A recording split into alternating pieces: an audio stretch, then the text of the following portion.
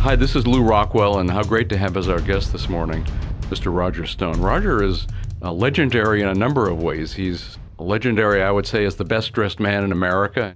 He compiles a wonderful column every year on the other 10 best-dressed and the 10 worst-dressed men in America. He's legendary as a political consultant, of course, a man who helped elect Republican presidents from Richard Nixon to Ronald Reagan to George W. Bush to George W. Bush.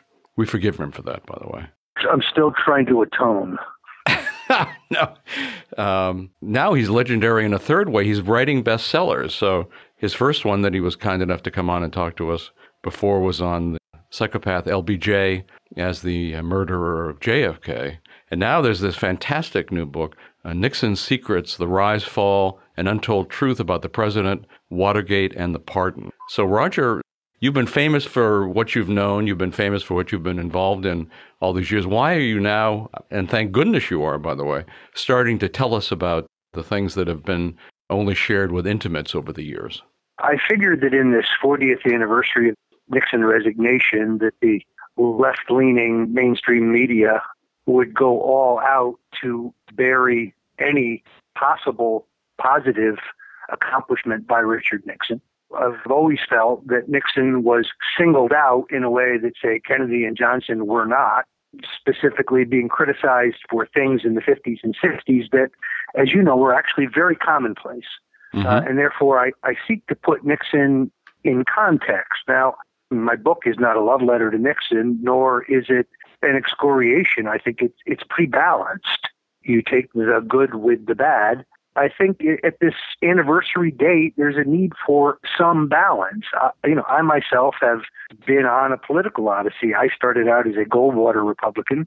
I left the Republican Party in disgust and went libertarian in 2012 because the Republican Party has morphed into the same party as the Democratic Party. Big government, big debt, big spending, terrible monetary policies.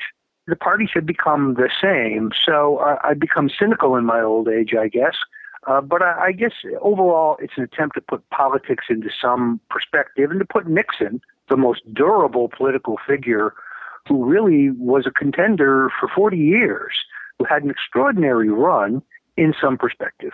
Well, it's true, and in fact, I've always had sort of a soft spot for Nixon, not only because I raised money as a kid for his 1960 campaign, which wasn't difficult in Massachusetts among the Republicans, because of course everybody hated JFK.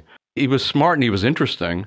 I thought his foreign policy in terms of Russia and China were terrific. But he's just a very interesting figure. But I've also thought his downfall was a coup. I mean, this didn't just happen by accident.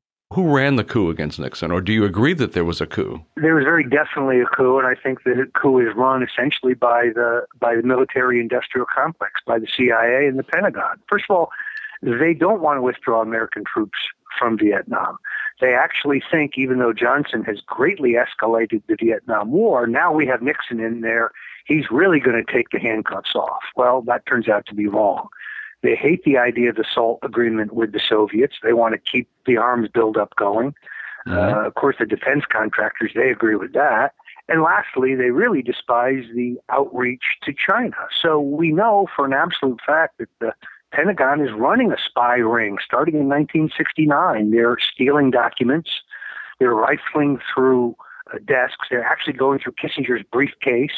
They are stealing and sending, internal foreign policy and defense documents to the Pentagon so that the Pentagon is one step ahead of what Nixon is doing. I outline in my book what I think were two attempts to actually assassinate Nixon as they assassinated JFK. Edwin Kaiser, who was a contract CIA killer, was recruited for the mission by Frank Sturgis, later, ironically, one of the Watergate burglars, also on the ground in Dealey Plaza in 1963 when Kennedy was killed. And Kaiser backs out only when he learns the target is the President of the United States. I have Kaiser's letters, which were supplied to me by his son, who has his own book coming out shortly, which should be a real humdinger. But I believe they tried twice to take Nixon out.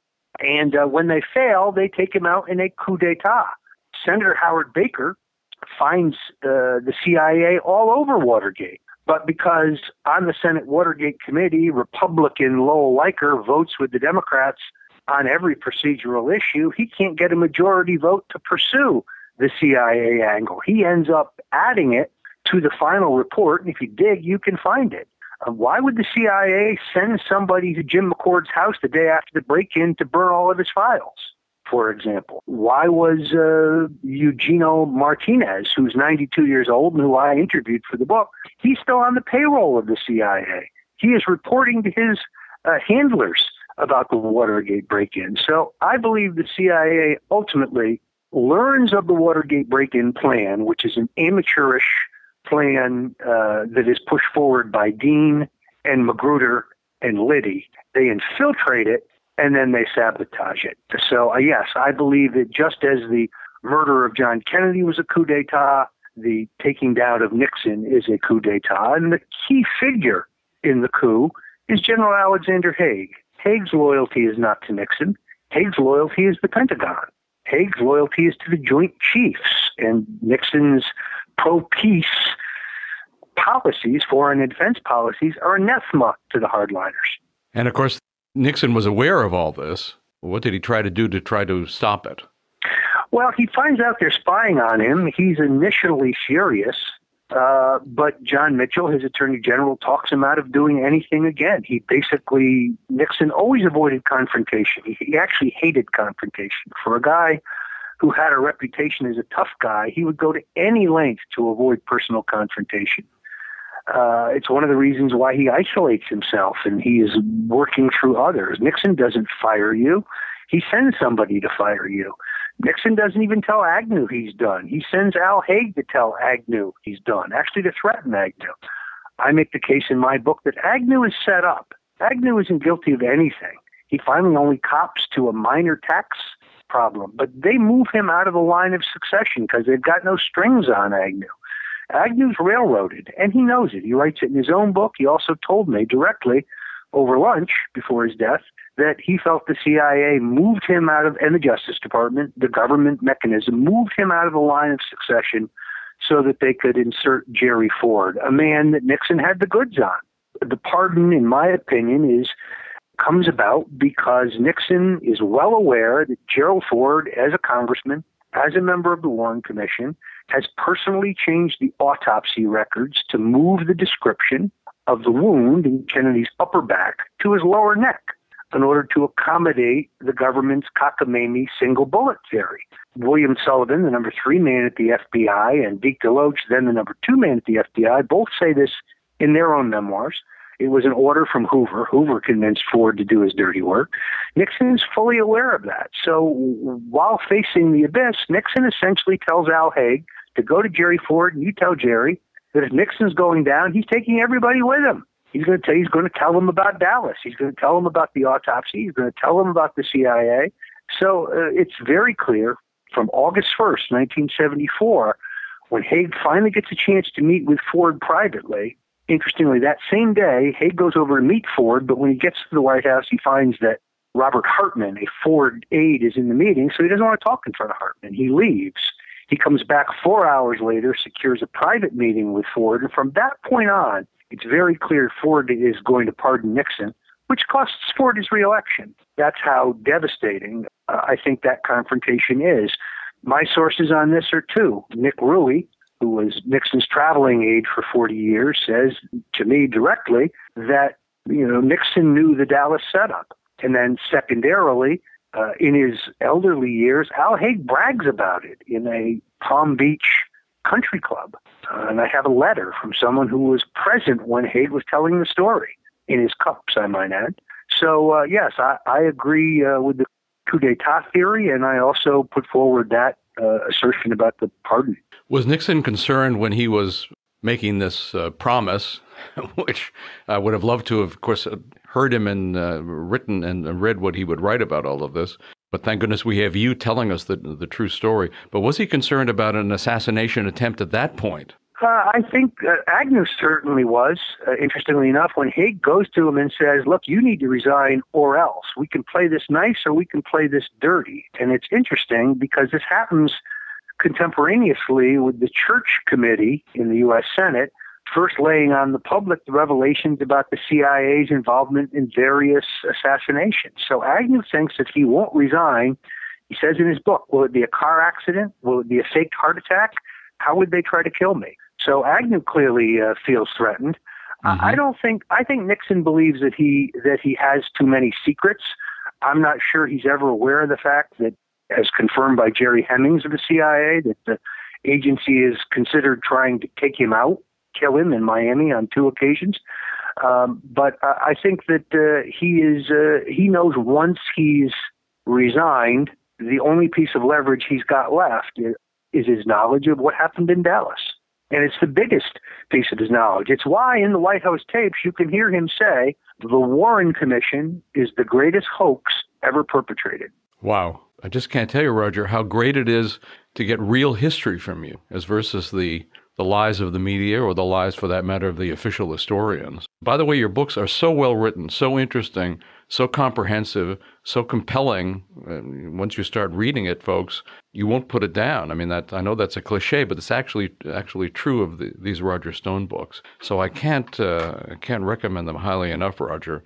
Especially this new one, Nixon's Secrets: The Rise, Fall, and Untold Truth About the President, Watergate, and the Pardon, and also the previous book about the man who killed Kennedy, the case against LBJ. So, Roger, keep doing what you're doing. It's wonderful to welcome you as a libertarian. I was an old Goldwater supporter in those days myself. It's wonderful the way your career has developed. It's a public service as well as so interesting, so fascinating. So thanks for all you do, and thanks for coming on the show today.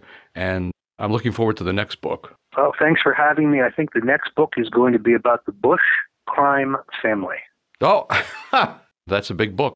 It's a lot of work, but I really, it's interesting. You probably saw that George W. Bush is now writing a biography of George H.W. Bush. I would like to come out contemporaneous with that. I'm not sure I can make it. There's a lot of ground to cover, but the truth about George H.W. Bush needs to be told. I believe that there were at least 2 attempts to take Reagan out in the coup d'etat. First, the assassination by Hinckley, who's clearly tied to the Bush family. And then I think Bush sets Reagan up in Iran-Contra. That's a setup. Bush isn't out of blue. He's running the show. So that's next. Well, wonderful, because, of course, Bush, I've always thought that George H.W. Bush was involved in the Kennedy assassination, too. And, of course, a longtime CIA agent. He didn't just become involved with the CIA when he became director. He'd had a long career in it. And so the Bush crime family, of course, goes back before H.W. Bush, right? Goes back to his father, the senator, and a huge amount of criminality and death and destruction as a result of the Bush family, not only to America, but the whole world. So that will be another great Roger Stone book. Thank you, Roger. There's next on the hit parade. Thanks for having me. Terrific. Bye-bye.